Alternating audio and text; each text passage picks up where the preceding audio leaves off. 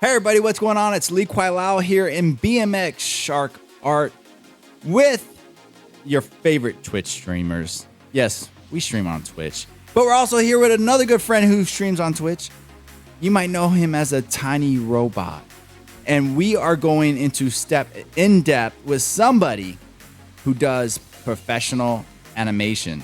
Guys, the talent is amazing with the people we meet. And we are grateful here at the LFAM Streamers Podcast to always bring you real live podcasts. No editing. This is straight raw cuts so you guys can be here for all the mistakes we make along the way and enjoy the fun at the same time. And I want to thank sneakenergy.com for always reaching out to us and showing the love. If you guys need something to keep you going and be fueled, no artificial flavors or sugars, minerals and aminos, check out sneakenergy.com and use code LiKwaiLao. BMX can vouch for it. It's fire. It's fire. It's fire. It's So fire. with no further ado, check us out on iTunes, Spotify, all these different channels, Pandora, LFAM Streamers Podcast, or LiKwaiLao.com. Check it out right there. We got it there. You can just check out the live video later because we do record this as well. So you can watch it in live and see our faces. Without further ado, BMX Shark Art is here and the tiny robot. And I want to say, BMX, thank you again for coming in and being by my side. I couldn't do it without you. You are welcome, brother. I'm so happy to be here, and I'm so happy we have the tiny robot with us today. Hello. How's it going? What's up, tiny Great. robot? Life is great. Can't complain. Man, so I got excited because I heard a lot about you through BMX, and BMX actually talked about you a little bit and what you did, and she was like, you guys got a connection, and I was like, well, we do, and she's like, yeah, you got a connection. I think you guys should meet each other.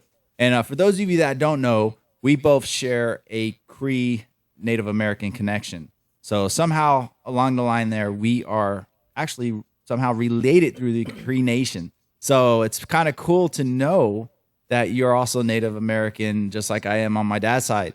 So it's pretty cool.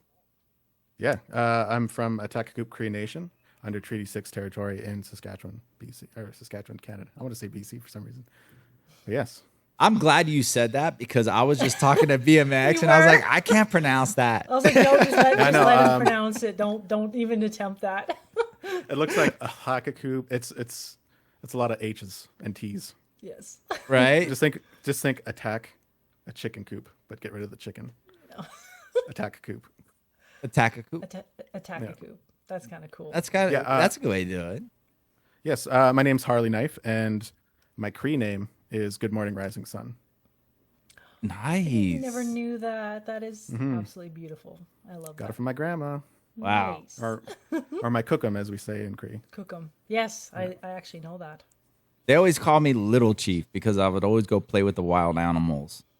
And they were like, he's got a sixth sense to be with animals. And it's true. I love nature and I'm not afraid to touch wildebeest, which is probably not a smart thing to do because most of my friends have told me, Lee, why did you do that? But I'm still here and I still have my hands, arms and legs. So, and BMX knows Kichi. Kichi, which means sky spirit in Cree, is my timber wolf. I have an actual timber wolf. I don't have a regular dog. Cute. And my daughter's name is Aliana, which is also Cree for eternal bloom. Oh, That's gorgeous. it's a beautiful name.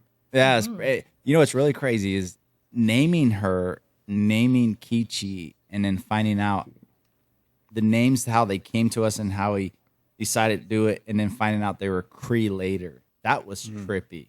That's kind of trippy. Yeah. So that Did spirit connection was definitely real. Does your daughter have a Cree name? Yes, my mom named her Wapus, which is rabbit in Cree. Oh my God. Oh, I like that. My heart. Yeah. I like That that. is so cute. Yeah, I'm pretty stoked. But now she gets to give my next kid a name, which I'm excited for. Surprise. Yeah. That's that'd be a big fire. surprise. You want to know how I got my name? I do. Yes. When I was born, this is the story I was told. My cookum held me in a room by herself for, I don't know, it must have been like eight hours just sitting there. well, not, it would have been 8 hours because I was a baby, but it was like overnight. And she was asking like the creator for a name, my name.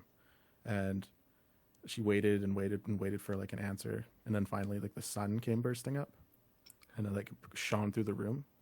And then she said my name. I don't know how to say it in Cree. And one of the things that I want to do with my Twitch streams is find out how to say my name in Cree. I just know the English translation of it, which is Good Morning Rising Sun. That's awesome. That is Yeah. See, people have a weird connection with things, and this is something I love that we're talking about because Kichi, I had a Arctic wolf that passed, and when I didn't want to get another one. I was sad. I wanted one more, and I went to sleep. And when I went to sleep, I had a really weird dream, and I don't dream. And all of a sudden, I was like over these canopies of these beautiful, tall green trees that kind of look like giant Christmas trees, but the leaves were kind of, it was different. It was like the branches came down like this. And there was this tall yellow grass in this like field. And this grass was high. It was probably like 3 feet high.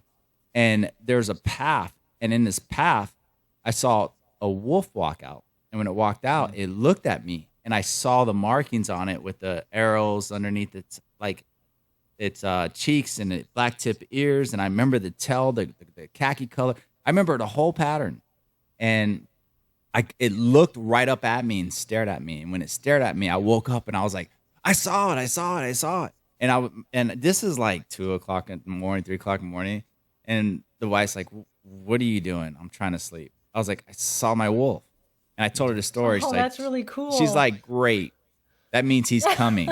He's Right? coming. That's what she says. Because she's Like a from helicopter from Alaska, right? right? She's from Lawton, Oklahoma. So you know how the Indian Nation is out there. And so she's like, great. The next day I call my breeder and I'm like, look, do you have a litter coming? She's like, actually, I do. I was like, all right, this is what he's going to look like. This is who I want. And I was like, he's going to be coming. And she was like, yeah, it doesn't work that way. You know? No, And I'm like, no, it does. So she was like, no way. The litter comes, 4 girls, 2 brown, 2 gray. And all of a sudden, she thought the litter was done. Then the mom started moving again. And the mom had Kichi. And Kichi came out with the exact markings that I told her, color-wise, pattern-wise, and a boy. And she flipped out and called her other breeder friend and was like, you got to get over here. Because remember that story I told you? Yeah. And Kichi has been a blessing. He's like calm, spirited. It's almost like a spirit animal. In Indian Nation, the wolf is a medicine animal in most parts. And to hunt like a wolf, to take care of your family like a wolf, things like that, it's an honorable thing because they're very loyal. They're extremely loyal to their pack. And, I tell people, I'm like, you could learn a lot by a wolf. And when society tried to force the wolf out of Yellowstone, Yellowstone Park was dying. All right. And disease, the vegetation, everything was dying. When they brought the wolf back, the wolf had such an effect on the environment that the animals were healthier. The beavers started eating the trees again and building dams. The deer started going up in different parts of the tree levels. The fish started spawning again around the ponds. And not only that, but the wolf actually changed the waterways on how the water flowed through Yellowstone for all of this to happen. I heard about that somewhere. Yeah. That's how powerful it was, just by one animal. So it's kind of cool. I heard something about that on Joe Rogan's podcast, where he's talking about how they were reintroducing wolf packs back to Yellowstone. Yep. And I tell people all the time, I'm like they say, well, they kill in masses. I'm like, no, they really don't. No, they don't. They kill a animal. They eat what they can, which normally is about 25 pounds of meat in one sitting, and then they take the rest with them that they can to wherever they got to go. But they don't do these crazy like 30 kills on a. No. They don't. Really? I'm like, No, come on. they You know how don't. exhausting that would be for a pack to try to kill 30-something animals like at once? No. Especially wild game. No. They're big, but they're not that big. They're not like No. tiger and lion big. So No, not at all. But that's how Kichi's name came to be, because I said, his name's going to be Sky Spirit. And I remember I looked up and I was like, Sky Spirit. And I saw Kichi when I looked it up. I was like, that's his name. And then I called him Kichi, and then later on I found out it was actually Cree. So it's kind of That's really crazy. cool. Nice. Cool. All right. But aligning with the universe. that's Yeah. it, brother. Yeah. That's It's like really you cool, you guys. put in an order to build a bear for wolves, Yeah. and then the A universe wolf is like, build a okay, bear. well, your order is going to arrive in 3 weeks. Be ready. Be ready. Yeah. So Use his tell us a name little and- bit yeah. about you, because I'm excited. She's excited. She has questions for you. You're an animator, but the animation that you do, you took it to another level now, and now you are actually streaming it on Twitch. And for those of you that want to see his channel, check out his channel. It's the Tiny Robot, right? Lives. Tiny robot lives. Yeah. Tiny Robot Lives, all one word, on Twitch. Check it out. You can see his animation. And when you do your tutorials and stuff, what was your concept against like coming up with your channel and stuff? Well, how did you visualize it when you said, okay, I'm gonna take it from a working environment inside of a studio, and I'm gonna go ahead and bring it out here and take it to the next level? I was curious because BMX, I know how she did it after finding out, and it was like, whoa, that's an awesome story. But she almost didn't do it, and I was like, you know, she had that encouragement from other people, and it was awesome. So I'm wondering, was it just kind of like that circle of friends that kind of led you to that, or? Since Twitch came out, it's something I'd always wanted to do. I was one of those guys that like, oh, I'll do it, and just never got around to doing it. Yep. But then this study came out in BC that I was a part of, and it was a data pool of 4,000 people working in the tech sector, and they found that less than 1% identified as Indigenous. So the percentage is actually 0.05%. And out of 4,000, I think it's like 20 people. And I was one of those 20 people. Knowing that number, I was like, we have to change that. We have to try to make a difference in making that number higher, because it needs to be higher. So then I said, I'm going to start streaming, and I did. But there's obviously people who have guided me to get to that point too. So like OVO, BMX, Hidden Rainbows, and a few other people. But yeah, that's kind of just how it started off. That makes sense. Yeah. That's So awesome group of people. Go ahead, BMX. Oh, so with that, being, you know, that small percentage and your background, where you're from, what sparked your interest in art and cartoons and everything to do with all these things?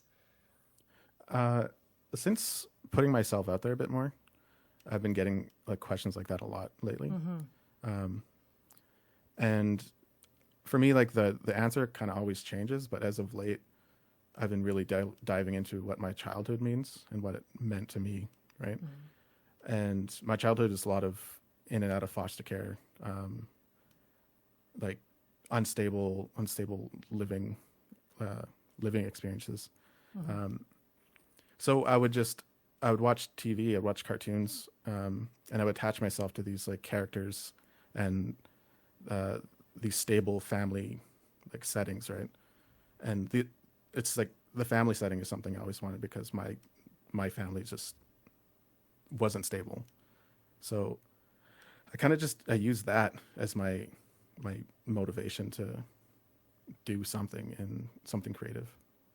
I don't know if that makes sense. Yeah, that makes a lot of sense. No, I've been there. That's awesome. I've been in foster care before. More or less by accident. So I kind of get that environment, just being in a foster home and just, you know, watching TV and, you know, not knowing what's going to happen next. You know what I mean? So I can definitely relate to that. That's interesting. It was actually an answer that I didn't expect at the same time. Because usually, you know, the typical how people, you know, get into art, it was some cartoon or genre or show that they were interested in, and then that was it, right? But you kind of held on to the characters, and I can relate to that as well, of just, you know, biding your time, living your day, and watching these shows and just being attached with what you see on TV of these characters and their lives and their adventures and stuff like that, right? And so and wanting to be a part of that adventures. Like we grew up on like Disney afternoons, so I totally get it. I totally get it. It was like a solid escape from Yes, whatever was yes. going on around me, right? Especially with like Sailor Moon, Dragon Ball Z. The laundry list is long, right? It's awesome. I think it's amazing that. Thank you for the people that created these things that help certain people to get away from it. I mean, I've had friends that have been in that situation. Obviously, knowing you guys being in that situation, I personally never been in that type of foster care. Although my grandmother put me in detention by putting me in a corner, But I mean, other than that, my mom was a single mom, but my grandparents raised me, and I was grateful for that because even though it wasn't my mom that was always there, it's that knowledge of being able to have those elders around me that helped, and I think that was better.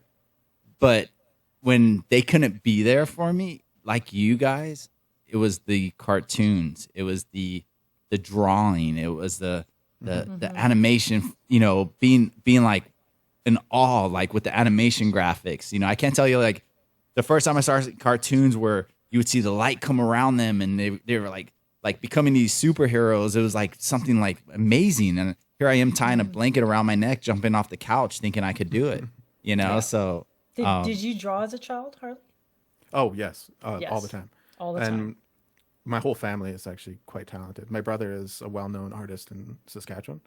Yes. He does mostly like portrait work, but like stylized portrait work. Yes, I've seen you promote his stuff in the past. Yeah, it's always been a competition between me and him. He's always been the better artist, but I was able to find my own little niche in animation. Be like, this is mine. I'm better than you at it. Sibling Very rivals. That's it, man. That's it. That answers another one of my questions of like, was there peers around you who did art as well? Because I know that art is a very fundamental thing in the First Nations. So I totally get that. A lot of their artwork is absolutely, their craftsmanship, everything is really, really cool. And I didn't have a lot of exposure to that because I was raised in LA. But when I came to Canada, there's been I had a lot of exposure to First Nations and what they do. I've been to powwows and things like that, right? And so, and heard some funny things Americans say, like tourists, like, where do you buy the seeds to grow totem poles? Then That was a legit question I heard. I've been to Mexico twice. Yeah. And each time I've been there, either the staff at the resort I was at thought I was either Peruvian or Mayan, and then not to be offensive to like Americans, but Americans thought I worked there, so they would like ask me in Spanish, like just like if I worked there, and I was like, I'm Canadian. I don't work here. Thank you. Forgot my bag. Yeah. But like I when stuff like that happens to me, I'm like, I don't really take it to offense because I don't think they're coming at it from that point of view, right? I think it's just like, well, it was North American and South American, right? And there was just this small little connection to one continent to the other, right? So it's true. And the natives traveled all over and they traded with each other and they spoke multiple dialects. And it was kind of ironic because if you look at North America, where Oklahoma is and going up through Canada, through Montana, all there, it all kind of came down and went down and down through Mexico, even down parts of Florida. And but you'll find a lot of the culture from different Native American nations being shared among them. Some got along, some didn't. I mean, that's pretty obvious, So it's even here. I'm down in Florida, obviously, but down here, there you see it all the time. You see it all the time in nature and the surroundings, the landscapes, and from the things they built to the shell mounds where they dump their shells and stuff like that. Like it's, man, the way they found, how can I say, natural resources and were able to do what they did and travel as far as they did it's insane on foot and horse. You know, it's insane. I mean, we take for granted going up to the store, you know? Yeah, very true. A big like eye opener is like traveling to different countries, right? So like going to Japan, I've been there 3 times now, and seeing their culture is like thousands of years old, right? And you come back to Canada and you see bits and pieces of our culture everywhere, right? And they've had like thousands of years to get to where they are now, right? Where Canada is 150 years old. We're not there yet, but No. you can still see our culture in different places all over America and North America. I don't know where I was going with that, but yeah. No.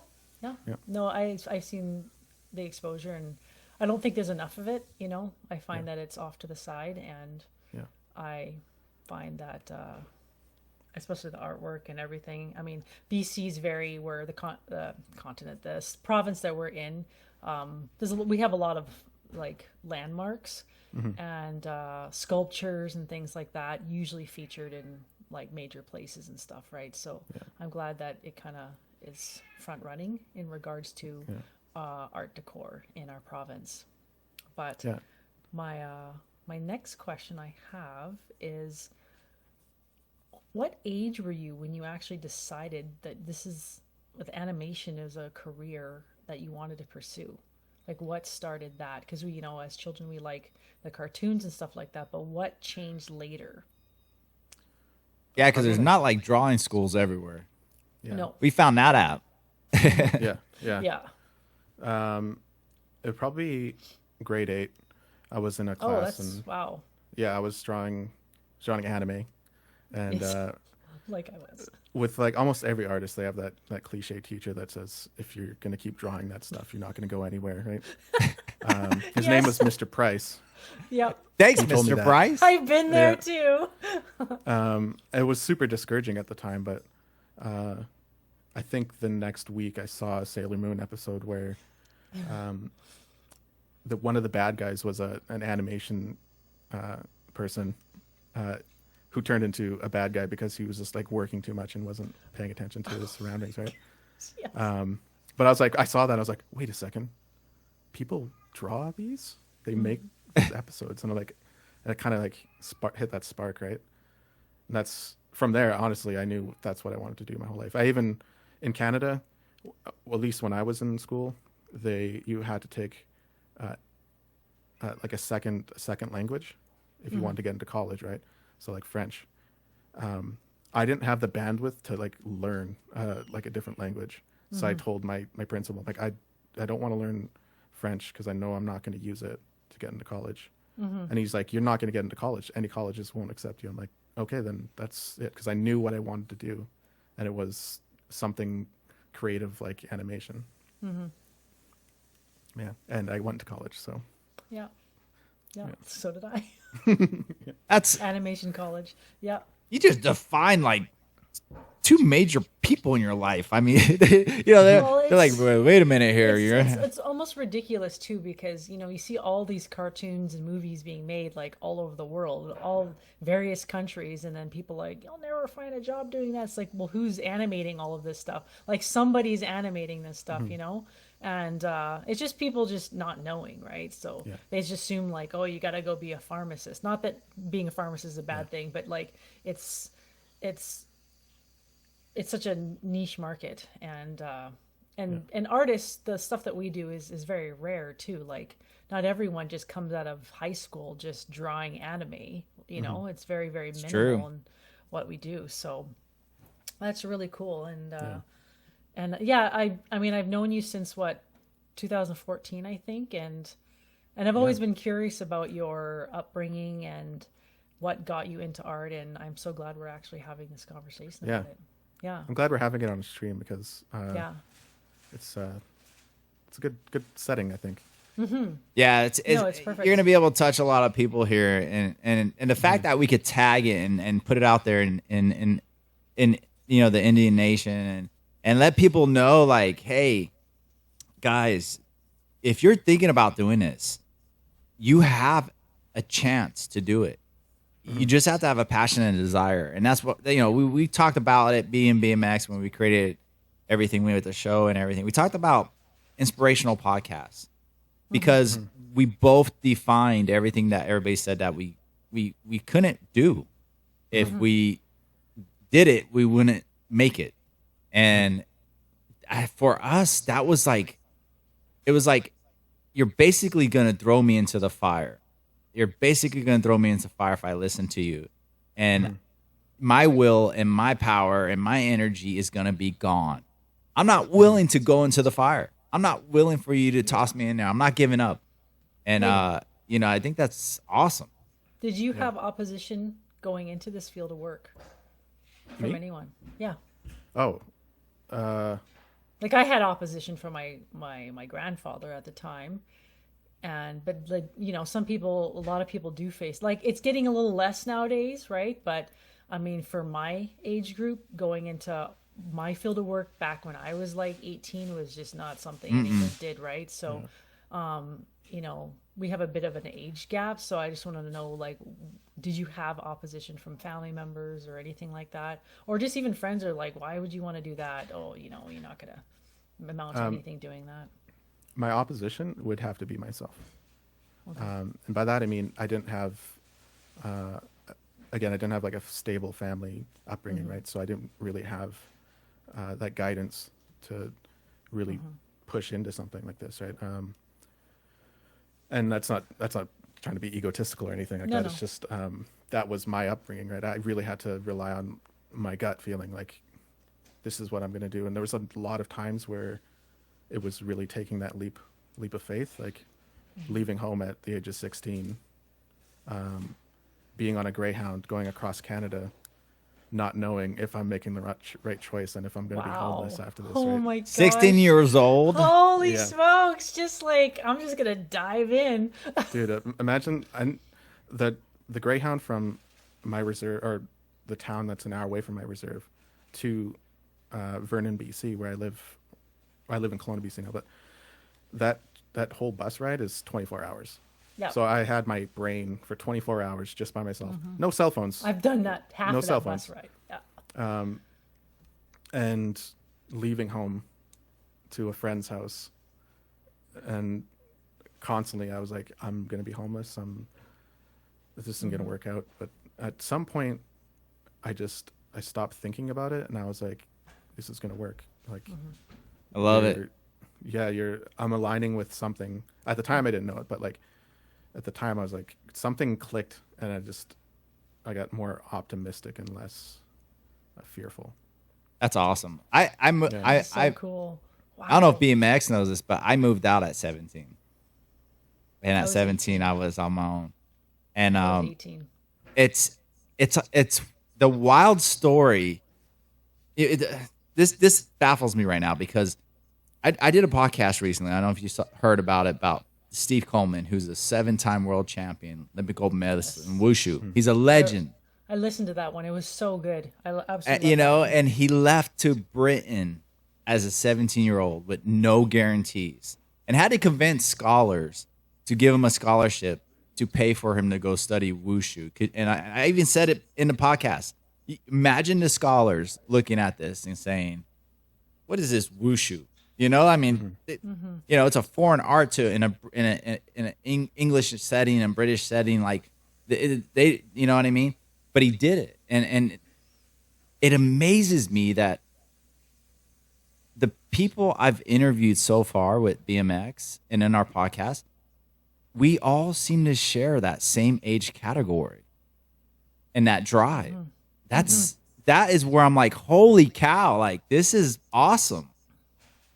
So I don't know if you guys are catching up on that, but I'm picking up on that right now, and I'm getting goosebumps just thinking about it because I think there's something special that's inside of us, universally out there in the universe that's just that just fed us this energy and this desire to do it, even though knowing we had 99.9% failing because being kids.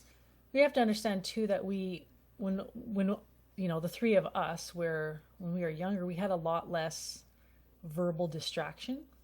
from the outside world, right? We didn't really Yeah. have cell phones and things like that, right? So when we really thought deeply about Correction. oh, I had a Beavers? carrier pigeon. Ah, I'm just kidding. Continue. yeah. but we had a lot of time. Well, we had a lot of time to really think about what we wanted to do. We really thought about our artwork, that inner fire of what we really like. I had this fire to do animation since I was, or be in this world since I was like 8 years old. You know, like I knew at 7, 8 years old that this is what I was going to be doing, right? And you didn't have like other than family opposition, there wasn't anything distracting me mentally from what I really wanted, you know? And, you know, you talk about that 24-hour bus ride to really, really think about, and you basically just brushed off like that last bit of like, you know what? This is what I'm doing. And, you know, no one's going to really stop me. And I only have to rely on myself and my abilities at this point, you know? And that's it. And it was the same. I left at 18 and I went to animation school for 2 years and got a job after that. And it's almost like that's all you think about. Like you can't, I never thought about, I did think about being the RCMP, but someone else convinced me otherwise, you know, and I'm glad I was convinced out of that. Right. Not that it is a bad career, but obviously my talents lie with my art abilities. Right. But that's really cool. And, I have more questions. I'm an open book. So who are your biggest influences for artists? Is there a style of art out there or type of art that other than anime kind of thing, but is there any artists in particular? Like as a child, like I knew who Chuck Jones was. I knew who like pretty up there artists were. Maybe it's because I'm from Los Angeles and you kind of get more of that kind of exposure, right? But you know, what child talks about Tex Avery and Chuck Jones at like 8 years old, you know? And so was there anyone like that in your world that you cling to? Growing up, I didn't have that opportunity to really know the artists that I was watching. I just know the shows. And even growing up, I didn't look them up because I guess that's some sort of like childhood regression thing where I just want to keep it that way. So I guess it just Sailor Moon and Dragon Ball Z. Those artists, right? As I got older, it's honestly the people around me that really inspire me, and that's sounds cliche to say, but it really is. Like, who are these people, if you don't mind me asking? Yeah, because it almost sounds like you, as you got could be anyone older, today. you ended up picking out the best in those people and put together almost like your own type of role model or parent figure that you want it to become. That's what it kind of sounds like, and I get that because I've done that. You know, not having a dad around and my mom working all the time and taking those best elements from my grandpa or uncle or somebody who was influential. So yeah, I would love to hear that. Like who was it? Art wise, it would be like obviously BMX, OVO. OVO's like not to brush over BMX. BMX is like obviously it's your line work that honestly blows me away. It's ridiculous. It is ridiculous. Like it's on a. Thank you. It's like looks like it's straight out of a printer. Like printed off like this immaculate drawing, right? It's ridiculous. Oh my gosh, you're too much. Her lines are so defined that the people that built the pyramids are upset. They align when Mars is in retrograde. Oh my god. So BMX, OVO, I obviously have to say OVO because we met at like stars aligning. Me and him met when we were supposed to meet.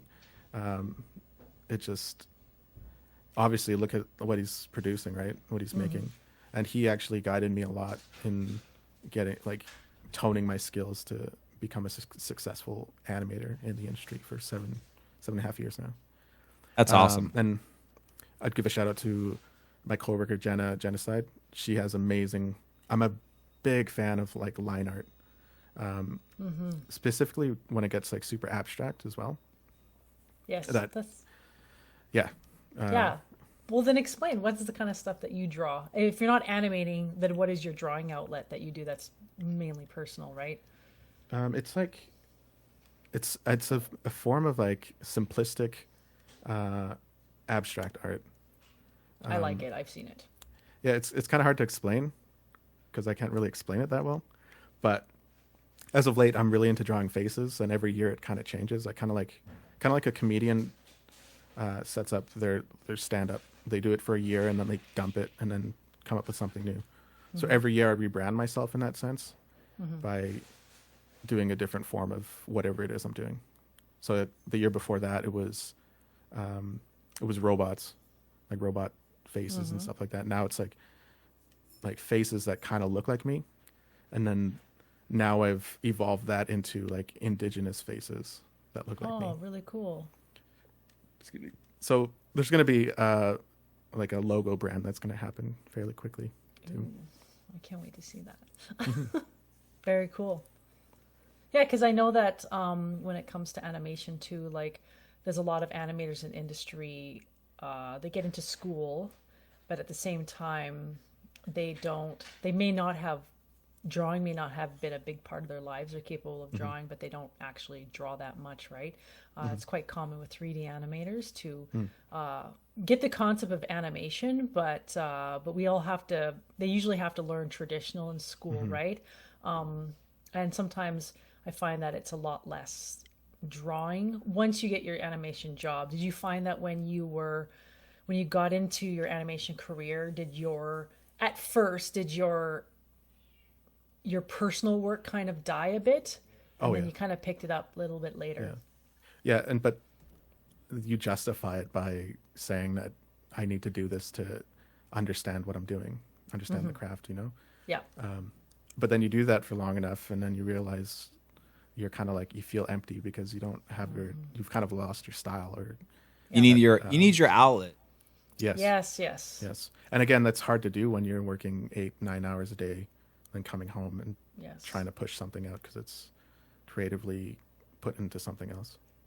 I guess that would be a reality of this career that people don't realize too, that you go into it, being creative, and then you go into the studio and you realize it is work. It's work. It's work. Whether you're an engineer, animator, hairdresser, it's going to be work at some point, right? And I can speak for myself in regards to character design, right? So, how have you been able to navigate that over the years?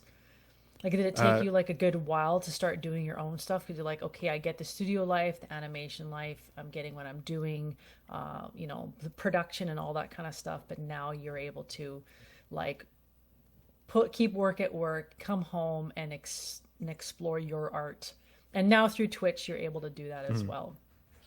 It would have to be, there was a time when I was working at Yeti Farm and my ability and skill wasn't up to par, and I was very close to being let go. I'm really close with my bosses, and my bosses let me know about this time, and he said, basically like, yeah, man, there was a time where like I was pretty sure I had to let you go, and we had been talking to certain people, and they suggested that letting me go would be the best, like, beneficial for the company. But my bosses, they 100% believed in me. They knew I could do something, and they knew I could do it. And this is where like Ovio comes into play, because he. How y'all say that? Yeah, I know, right? I go ahead. Yeah. And like, then my boss put me on the show that he knew that where my ability would excel at, and I excelled at that. Like that show, that's the tipping, where it changed. Because then as soon as I started working on a show that I understood, I was able to like hone my skill and like really like hammer out the dents and get it figured out.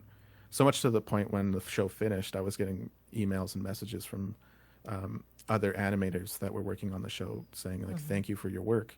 It made my job a lot easier.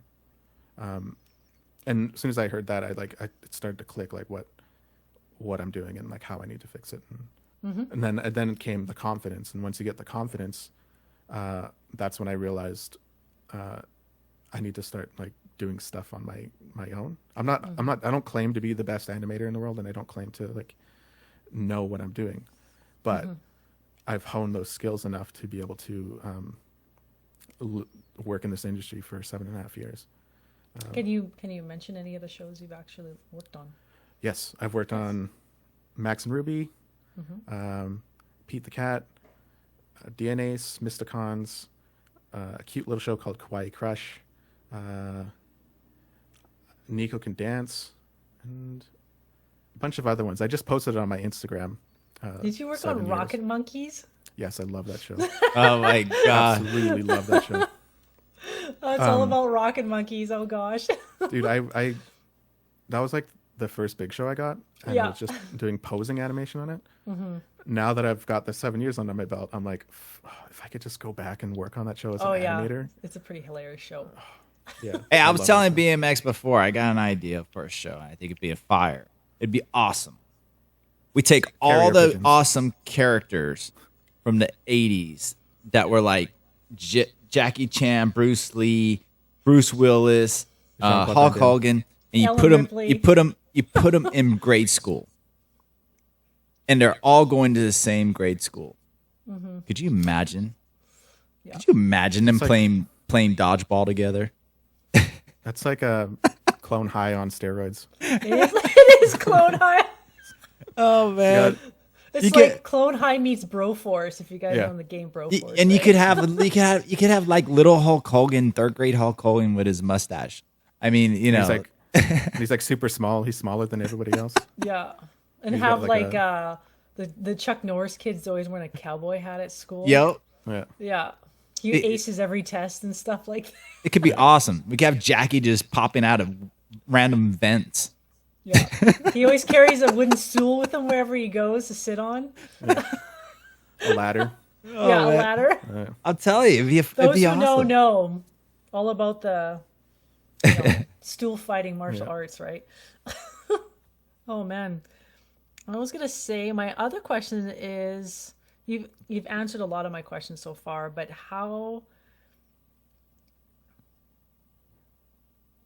big does your role feel in society as an animator? I've always asked myself this in terms of, when I started working in animation and realizing kind of it's almost like a small epiphany that happens. Maybe a couple of years after you worked in the industry of like, wow, you look back on everything and you're like, I'm actually doing this. And I'm contributing, Saturday morning cartoons, like things like that. Did you have one of those epiphanies? Yes, like recently, really recently. Because for me, working again for 7 years, not to brag, but I've started to look back on those 7 years and what that's meant. That's the worst, right sentence. And what it's meant to me, right? With that retrospective like thought came, what does it mean for the animation industry? And it didn't feel like much, honestly saying. But because I'm starting to put myself out there more and trying to up representation, Indigenous representation in the animation industry,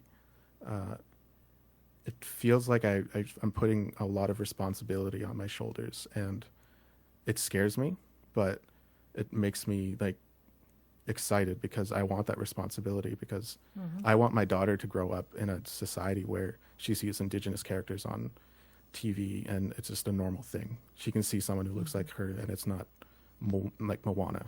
Like, no offense to Moana. I love Moana. I would love for her to have a character that's Cree and is big of a show on Disney, and for her to be like, that's me. That means the world to me, because listening Disney. My chief, who signed the treaty in Treaty 6 in the 1800s, he had a quote, and it said, "Let us not think of ourselves, let us think of our children's children." And I didn't understand that growing up. Like, I knew what it meant as a young man, But as soon as I had my daughter, I really started to understand what that meant. And now my motivation is, it's not like, it is about me, like mentally, but it's not about me. It's about the next generation of kids that are coming up. They're going to see these cartoons, and it really is about inspiring them to possibly get into animation or write shows or be more visible and have like a footing in Canadian society. That's awesome. You know, That is so cool. I could totally relate with that, beautiful. because let me tell you something. Yeah. There's nothing weirder than when you're around people and you're multicultural, and people are asking you, what are you? I told somebody this a long time ago. As a child, it's a puzzle question, because as you're being told that in society all the time, what are you, by friends and other friends of friends and strangers, you're sometimes you become intimidated to say what you are, wondering if they're going to accept that or not accept it. Then you get to the point where you get frustrated because, like, why does it matter? You know, but I could totally relate to that, because, you know, you didn't see a lot of these, well, thinking about none shows really growing up. If you did, it was a stereotypical, like, It was Indigenous person, right? Yeah. and a lot of times it was a Caucasian male playing an Indian. Yeah. And I was lucky enough to grow up as a child around my grandparents, and my grandparents would take me to a restaurant. And at that restaurant, it was an actual Denny's. We would eat breakfast, and every time I'd go there, the same person would be eating there, and I got to talk to him about it. And it was Roy Rogers. And he played cowboys in a movie. And I remember him saying how much he loved the native people, and he loved to go visit those places. And some people call them, you know, they'll say reservations. Other people say settlements, you know, like things like that. But for him, he would say, I love the culture of the Native Americans and what it meant to the West. And he would talk about it. And it was kind of fascinating to see it, because then he would look at me and he'd make a comment like, I could see it in you. I could see it in you. And it was nice to know that somebody, a stranger like that, could identify something that I was. Where most of the time people look at you and just identify you stereotypically of something that you're not. Kind of like when you were at the hotel picking up luggage. You know, like, wait a minute, I'm picking up my luggage because I'm going to my room and not your luggage. I should have just took their luggage. Probably have some nicer clothes, you know? Oh my gosh. You're like, yeah, I'll take that for you. Yeah, thank you. You know, I mean, funny. but you're right. You know, the children of the future and our children, they need to be able to identify no matter of who they are, be proud of what they are, and continue that legacy going in the future. Because the worst thing we could do is lose who we are subconsciously, spiritually, and physically. We can't. It's so exhausting being something that you're not. And I can definitely run with that, because leaving the reserve and going to a mostly all-white school in 100 Mile House, BC, you lose that cultural identity, and going in and out of foster care. There's this recent settlement that came from the government that is titled the 60s Scoop, where the government made a conscious effort to take Indigenous kids away from their families to indoctrinate them into white society, right? And the cutoff date was from the 60s to 1991. And I was in foster care from 1990 to 1997 or 8.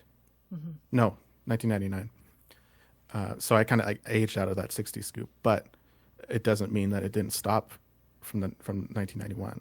It was definitely none of the foster parents that I was with made an effort to teach me about my Indigenous culture. I found out through a social study book with one chapter about Indigenous people. Oh my goodness. wow. Yeah. Wow. And to talk about representation on TV, there was a study that just came out from a university in Toronto and they found that 120 out of 120 syndicated shows that are playing across Canada, only 6% of those characters, main characters in these cartoons, were Indigenous, and that 6% comes from one show, and in that 6%, only 4 characters were Indigenous. So when I mean representation, I mean representation. Like we need to start telling our stories and making Indigenous content for the next generation, because it's time. You know? Well, it's so rich with lore too, right? Yeah. It's so rich with lore. Yeah, there's lots of stories. There's lots of content actually to be used. Yeah, super deep. That's It's fire. super deep. It's good though. Yeah. It is fire. I really, I can't really relate to you guys because I consider myself a child of no nation, being mixed race. So, but representation of my, like I'm back in my days, I was just a rare specimen to be half black and half white, right? So there was not too many. I would be me in like a school of like 1,000, and there'd be like 2 mixed kids. Yeah, And Matt. Yeah. yeah, They- like, they- what was that you would have term? known, right? Yeah, the term they used for me It's back mulatto, then was which, mulatto. Yes. which actually means mule, and it's not a very nice name. You know what my dad's birth certificate says on it? What? It'll trip you out. It says, redskin. What? Oh, My Yep. status card Yeah. has something similar. It says Yeah. redskin.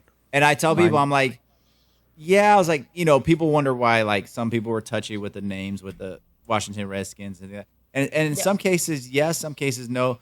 In my dad's case, he was. And my great great grandfather being 100% Cree, I didn't get it till I saw his birth certificate and I looked at it and I was like, redskin. Yeah. Like, whoa. I mean, that's basically Yeah. a, how can you say, Derogatory. kind of derogatory term, Yeah, racist term, and we don't know what to put on this, so we'll just put this. And it's like, And- why? and I get it because like if I go in the sun, like my skin color doesn't even justify how dark I could get. If I'm in the sun all the time, I could get dark, but my skin will have a defined red tone to it. That's like a reddish bronze, and it will be defined. And to know that's kind of why they see that and knowing I that see. mentally, it was like, dude, that's okay. You're like, oh, you're authentic, if anything. Yeah. It's pretty wild. But yeah, it's on his birth certificate. I see. So I'm gonna tie this in with something.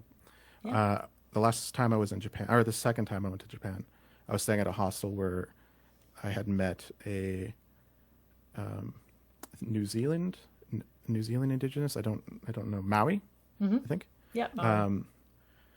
And we had been talking because like we felt like unicorns in this amazing city, right? We're 2 Indigenous people that's talking, and I was like, "Oh yeah, you're Aboriginal, right?" And she kind of looked at me kind of awkwardly, and I'm like, "Oh, I'm assuming that's not the proper term." And she's like, "Yeah, they use Aboriginal as like a derogatory term, They do. the settlers there, right?"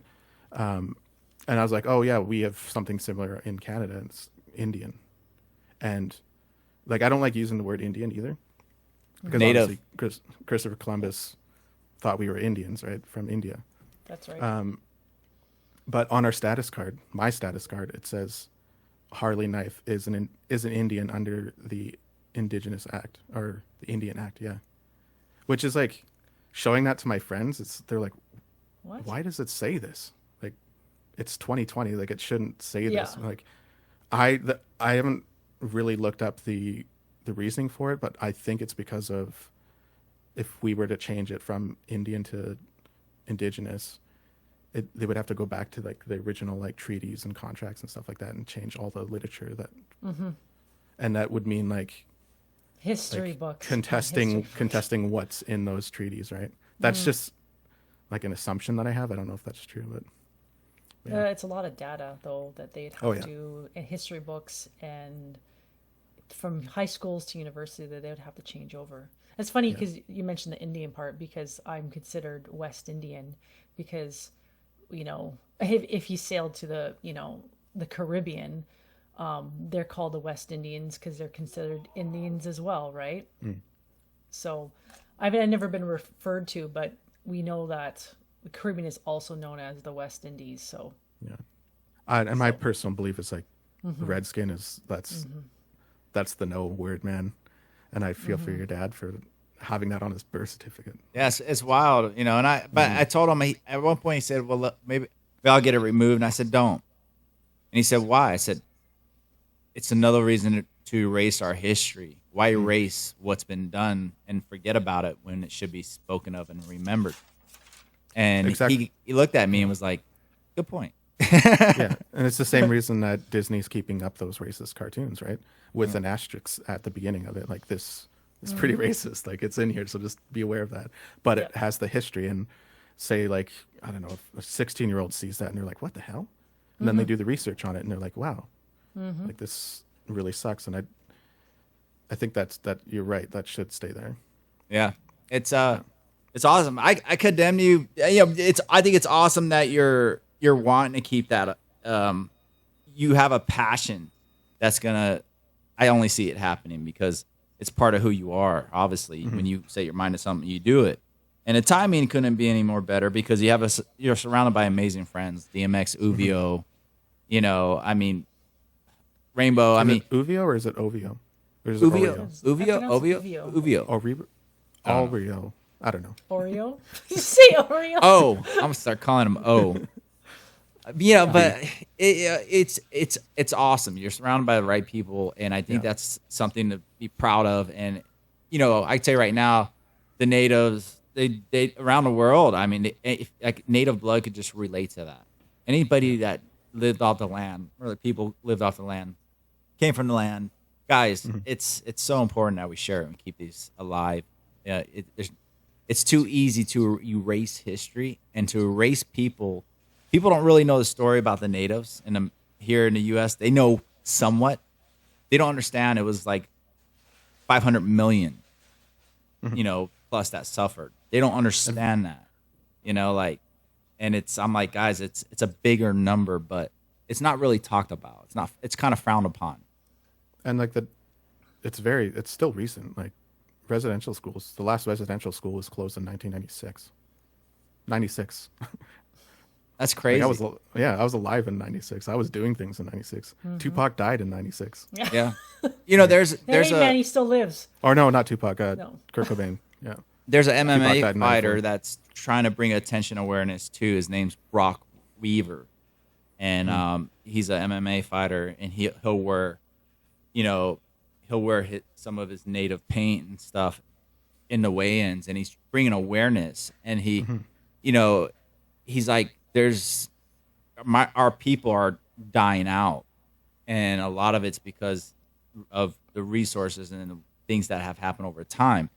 And I think with cultures that happens all the time around the world, but in a native culture, it's like eventually if it just wipes away, that's kind of where they want it to go. So it's not a headache anymore. And that's where natives have to get up. They have to get strong. They have to get together. They have to have that passion, desire, and keep it alive. With any culture, guys, if it's your culture, it's important to be who you are. It isn't the material stuff in the world today that makes culture. It's not. It's you. It's your people. It's your ancestors. The morals, the honor. It's so important, And I think we got to start remembering that again. Yeah, it's if I were to not accept who I am and where my cultural background is, then that means the government won. They did exactly what they set out to do, to be using my voice and to be telling these stories is like a big middle finger to that old government, Yeah. I think if you're out there and not sure if you should use your voice because you got it. And this goes out to anybody who's not. You don't have to be Indigenous, but like if you feel silent and you feel alone, like just use your voice. I mean, using your voice speaks louder than silence. As cheesy Agree. as that sounds. I know. Yeah. Agree. Man, awesome. Well, and then you can use your voice without obviously using your voice, right? Yeah. It's making that statement, and that's what you stand for currently. And I'm proud of you for doing that, and being that percentage that, will break that mold. Yeah. I do want to say something. Of course. I was in martial arts at one point in my life too. Oh, yes. There you go. Yeah. I was first degree white belt. I was close to getting my, what is it? Just a baby tiger. Orange. But that's a kind of sad story too. I was in foster care, and the foster care system that I was with, foster parents that I was with, enrolled me into Taekwondo. And I was really into it. And it was a good outlet because I was really angry because I was getting picked on at school because I was different. I was, again, in an all-white school. And it got to the point where I just walk around with steel-toed boots so I could kick people if they were like trying to bully me. So they thought I had an anger issue, but it was really just me sticking up for myself. So they put me in Of course. Taekwondo. Yeah. And then once my mom got custody of us again, we couldn't afford the $200 a month that it was, or $150 a month. Yeah, 'cause even back then it was expensive. Yeah. Yeah. Martial arts have always been expensive. But you know those people that you meet in your life where you always remember their name? My Taekwondo teacher, Mr. Ken Potty. Still Never remember. forget that guy. Yeah. Yep. Yeah. I remember all my teachers 100%. Yeah, no, it's true. That's one thing you just don't forget. Yeah. That's awesome. Man, I'll tell you what, if you guys haven't checked out his social media and his artwork yet, or his channel, The Tiny Robot Lives, right? Yeah, I can tell him if you want. It's Tiny Robot Lives on Twitch. My Instagram is The Tiny Robot Does Art. I'd have a photography Instagram, which is just Tiny Robot Travels. And I have a YouTube channel called Tiny Robot Animation. There it is. Yeah. Rewind it, save it, play it, put it in, follow it. Trust me, it's pretty cool. You get to see stuff in real time. They're so talented. You got to check them out. BMX Shark Art, her line work, like he just said, ridiculous. Yeah. And she's so fast at doing it. You would think that she's a machine. I still want to see if she actually has blood. So Not I don't wires know and this sparks. yet. Yeah. Might be some type of weird, I don't know, coolant. But Cool. the way she draws and how fast she is, it's crazy. And If you ever see Chappie and how he paints, it's like that. yeah, I've seen Chappie. Yeah. it is insane. It's like, oh, mistake. Yeah. Everybody else is like, oh, I gotta start over. I do that all the time. Oh, I have my- like 100 pages for one good piece of art. Yeah, she's correcting it, and this is what other people are doing. Those are facts. But even the ones that she does throw out are like Mona Lisa's. You know what I You mean? guys are just too much. They are. I'm gonna go. Somebody needs to go in their trash cans and resell that shit on eBay. Open up an Etsy store of crumpled paper. Just like all my Sooner or later, I'm telling you, I didn't approve of. these are some Picassos and the freaking Salvador Dali's like waiting to happen. It's a gold toilet sitting in an art museum. It is. Oh gosh. You And she's guys. modest about it, so she won't even know you're there. Yeah. She just puts the trash can outside and just waits for the raccoons to come and get it. And then those raccoons sell it. And next thing you know, you got Rocket Raccoon and Guardians of the Galaxy selling art. Living big. Yeah. The dream. Oh my gosh, you guys are hilarious. Oh man. Oh man, I have one last question. What is your message for any First Nation youth out there who is wanting to get into animation and just kind of break free? I've been asked this question a lot too, and I always stumble on this one because That's okay. it is a loaded question in the sense Yeah. that it bears a lot of weight. Of course, yeah. And I'll probably I would use your voice and reach out to people. Just ask somebody, like, even if it's on Twitter, just be like, hey, I'm Indigenous. I really love what you're doing, or I really like what you're doing. I would, if you could answer a couple of my questions, I would really enjoy that or appreciate that. I did that for my mentors, and they reached out, and they legit, almost every artist that's working in the industry wants to help, if they have time, obviously, but just reach out, because I did that. And my animation mentor in college was Brenda Chapman, who directed Prince of Egypt, and I think she co-directed Prince of Egypt and Brave. And we had correspondence for a while, and we just lost touch, but dropping big names, so it's what I do. Really cool. But honestly, just reach out to anybody who you think is willing to answer, because I'm willing to answer. Well, I guess you can always start small with a Discord. I need help with that stuff. Yes. A Discord server, like with First Nations art, right? That'd be awesome. That'd be really cool. And we got a plan. Like, like, again, I'm not like the first person to be thinking about this stuff, but there are Indigenous streamers that are popping up a lot more in. That's really cool. In Canada and stuff like that. So like, look for them. It took me a while to find them, because I honestly thought I was alone in this until I started doing some research on it. And he found me because of BMX.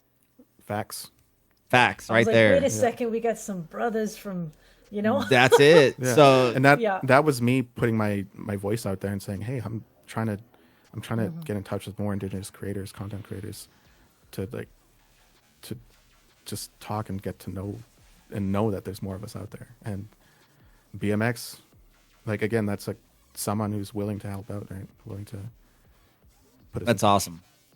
So if you guys are listening, you guys need to get in contact with us. Go to LiKwaiLao.com. Reach out to me. Well, you could easily get a hold of me on there, and we'll get you in touch.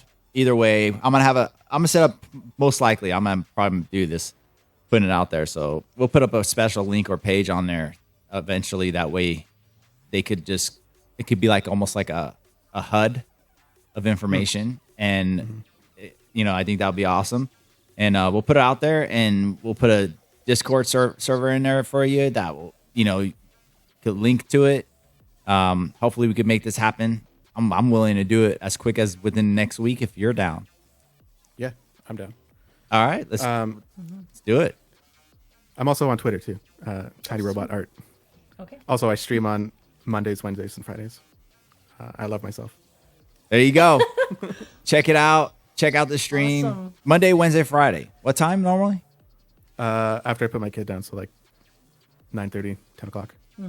Look, guys. Also, there's nothing good on TV that time. So yeah. I'm sponsored by an Indigenous clothing brand. Oh, nice. They're Indigenous run too, and it's the Originals, I think they're called. I'm a bad salesman on this, but yeah. Yo, so check them out. What's the website they could check that out at?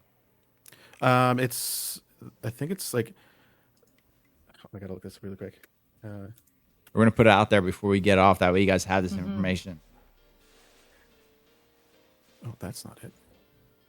Sorry, I'm on this. Come on, fingers. No, it's all good.